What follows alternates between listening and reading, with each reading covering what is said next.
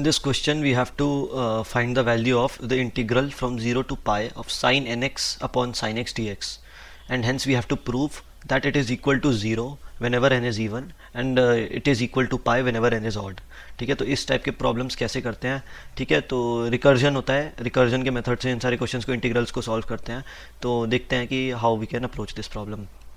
तो सबसे पहले I am going to assume let I n is going to be equal to the integral from 0 to pi of sin nx upon sin x dx. ठीक है, और हम लोगों को ना यार देखो, whenever n is even, तो इसका मतलब क्या हुआ ना, इसका मतलब हुआ कि I0 I2 I4 ये जो है ना अप टू जाते जाएगा, ये ज़ीरो की इक्वल है. एंड सिमिलरली ये जो है I1 is equal to I3, ये ऐसे ऐसे करके ये हमेशा पाई के इक्वल होगा. ये स्टेटमेंट ये कह रहा है. तो इससे ना हम लोग को ये पता चल रहा है कि ये जो है ना रिकर्सिवली हमेशा जो है ना 2 के गैप में है. ठीक है, तो आई एन और आई एन माइनस टू का अगर हम रिलेशन निकाल लें तो शायद कुछ हो जाए. ठीक है, तो आई एन माइनस टू जो है मैं कह सकता हूँ that is going to be the integral from 0 to pi of sine n minus two x upon sine x d x. Right, तो मैं क्या करूँगा, आई एन माइनस टू निकालता हूँ.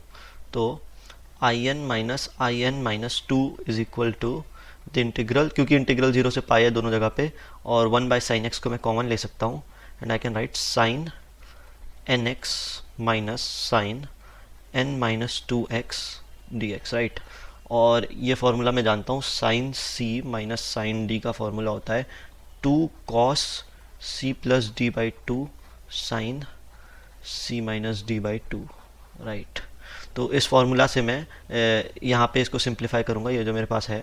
ठीक है, तो मेरे पास आ जाएगा this is going to be the integral from 0 to pi of 1 over sine x multiplied by 2 cos C plus D by two. तो this is going to be 2n minus two by two, that is n minus one x times sine x जो होगा वो क्या बनेगा, sine सी minus. तो that is going to be sine of n x plus n minus N minus two x, that is going to be 2x divided by 2, that is going to be sine x multiplied by sine x d x.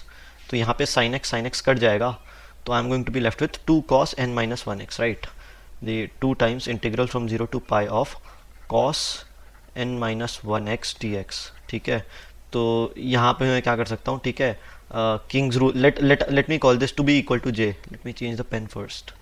ठीक है, तो फिर let j equal to integral from 0 to pi of cos of n minus one x d x. Right, तो यहाँ पे जो है n minus one x को मैं t के इक्वल ले लूँगा, तो मेरे पास dx की वैल्यू आ जाएगी dt upon n minus one. And जैसे जैसे x 0 से पाई जाएगा तो हमारा जो dt है वो 0 से n माइनस वन पाई तक जाएगा. तो what I can right is, जब मैं वेरिएबल चेंज करूँगा 0 से n माइनस वन पाई cos t dt, और इंटीग्रल के बाहर होगा multiplied by 1 upon n minus one. Right, अब इसका ज़रा ग्राफ देखते हैं कि 0 से लेकर n माइनस वन पाई तक cos t dt का. तो जब मैं y is equal to cos x का ग्राफ ड्रॉ करता हूँ ना, तो ये 1 है, ये माइनस वन है, ये कुछ इस तरह से जाता है. राइट, ऐसे करके जाता है ना. देखो, तो ये 0 है, ये पाई है, ये 2 पाई है, ये 3 पाई है, ऐसे करके ये 4 पाई है, तो n माइनस वन पाई तक जा रहा है ना. तो जब 0 से पाई तक मैं इंटीग्रेट करूँगा तो ये ऊपर का जो पॉजिटिव एरिया है ये इधर के नेगेटिव एरिया से जो है ना सब्ट्रैक्ट होकर 0 दे देगा आंसर. तो ये 0 हो गया. अब सिमिलरली पाई से 2 पाई जब मैं इंटीग्रेट करूँगा तब भी ये यहाँ से भी 0 दे देगा. ठीक है, ये वाला एरिया इससे माइनस हो जाएगा, है ना, क्योंकि सेम होता है दोनों एरिया. 2 पाई से 3 पाई में भी सिमिलर कहानी हो जाएगी. ठीक है, तो आई कैन कंक्लूड ये n माइनस वन पाई तक जाता जाएगा. ठीक है, तो I can conclude j is equal to 0, the overall area is going to be 0. ठीक है, from 0 to n minus one पाई.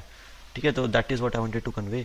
तो this whole thing is going to be 0, which implies that I n minus two is equal to 0. Right, तो I can conclude I n is equal to I n minus two. ठीक है, तो अब हम लोग क्या कर सकते हैं ना, हम लोग I1 और I2 की वैल्यू निकाल लेते हैं. ठीक है, क्योंकि ये जो चीज़ कन्वे कर रहा है ना, इसका मतलब है कि अगर मैंने I1 निकाल ली तो वो मैं I3 कह सकता हूँ, वो I5 कह सकता हूँ, वो मैं I7 कह सकता हूँ इस फार्मूला के थ्रू. और सिमिलरली अगर मैंने I2 निकाल लिया तो I can call it to be equal to I4 is equal to I6 ऐसे करके. ठीक है, तो I2 क्या, मैं I0 निकाल लूँगा, उसमें क्या है, तो I0 एंड I1 निकालते हैं। तो सबसे पहले I0 निकालते हैं। I0 की वैल्यू होगी integral from 0 to pi of sine n x, sine n की जगह मैं डाल दूंगा 0x divide by sine x dx, this is going to be equal to 0। This implies that I0 is equal to 0 is equal to I2 is equal to I4 is equal to I6 is equal to I2n। मतलब कोई भी even number होगा तो उसका जो area होगा वो 0 होगा, ठीक है, उसमें ये इंटीग्रल 0 के इक्वल होगा। So that is what is being conveyed. तो पहला पार्ट मैंने प्रूव कर दिया। अब I1 निकालते हैं। तो I1 is equal to the integral from 0 to pi of sine 1x upon sine x dx। तो ये sine x by sine x कटा, this is going to be 1 dx। तो ये 0 से पाई तक हो जाएगा pi minus 0, this is going to be equal to pi। तो I1 is equal to I3 is equal to I5 is equal to I7 is equal to I2n minus 1 यानी odd, this is going to be equal to pi, which is what we had to prove in this question।